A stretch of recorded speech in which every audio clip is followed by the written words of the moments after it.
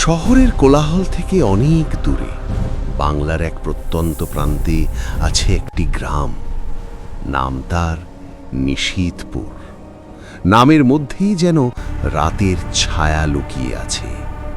এখানে সন্ধ্যা নামলে মনে হয় অন্ধকার একটু বেশি ঘন হয়ে আসে। বাতাসও যেন ফিসফিস করে কথা বলে। গবেষণার কাজে অর্ক এই গ্রামে আসার সিদ্ধান্ত নেয়। লোককথা আর অদ্ভুত ঘটনার সত্যতা যাচাই করাই তার উদ্দেশ্য। কিন্তু সে জানত না এই সফর তার জীবনের শেষ সফর হতে চলেছে। গ্রামে ঢোকার মুখেই সে দেখল বিশাল এক বটগাছ।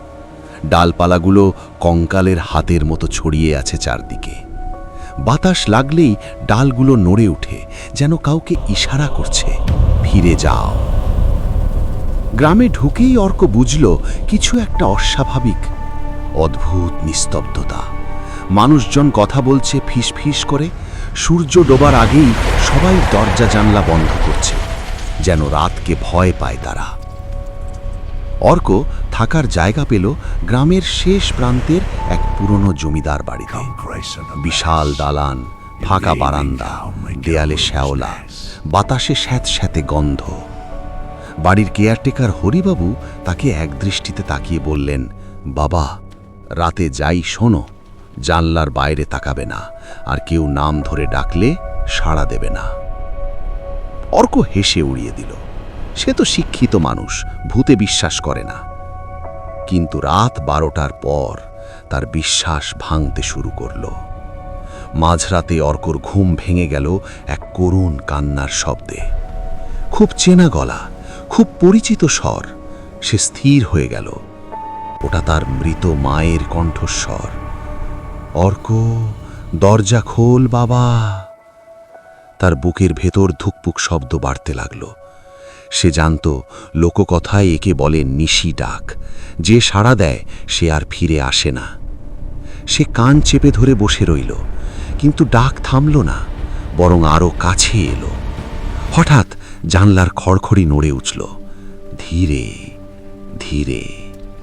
অন্ধকারের ফাঁক দিয়ে দেখা গেল এক জোড়া লাল জ্বলন্ত চোখ। চোখ দুটো মানুষের নয়, ওগুলো ক্ষুধার্ত। অর্ক নিঃশ্বাস আটকে তাকিয়ে রইল। ছায়াটা যেন দেয়াল ভেদ করে ঢুকতে চাইছে। হঠাৎ সব চুপ। ভোর হয়ে গেছে। পরদিন সকালে অর্ক গেল গ্রামের পাশের বিলের দিকে। সেখানে সে দেখল অদ্ভুত আলো জ্বলছে, নিভছে, আবার জ্বলছে। এক বৃদ্ধ জেলে বলল, ওগুলো আলেয়া, মৃত জেলেদের আত্মা। ভুল পথে ডেকে নিয়ে যায়, তারপর টেনে নেয় অতল জলে। অর্ক দেখল বিলের মাঝখানে এক ছায়ামূর্তি দাঁড়িয়ে আছে। তার মাথা নেই, কাঁধ থেকে কাটা, স্কন্ধ কাটা। হাওয়া নেই, তবুও জল কাঁপছে। অর্কের মনে হলো কেউ তাকে অনুসরণ করছে।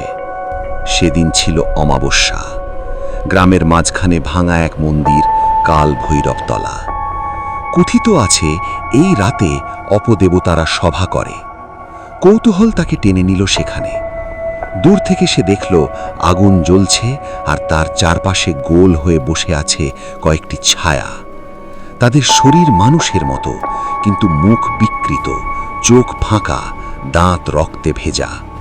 হঠাৎ সবাই একসাথে তার দিকে তাকালো। একসাথে। তাদের মুখ থেকে রক্ত টপ টপ করে পড়ছে।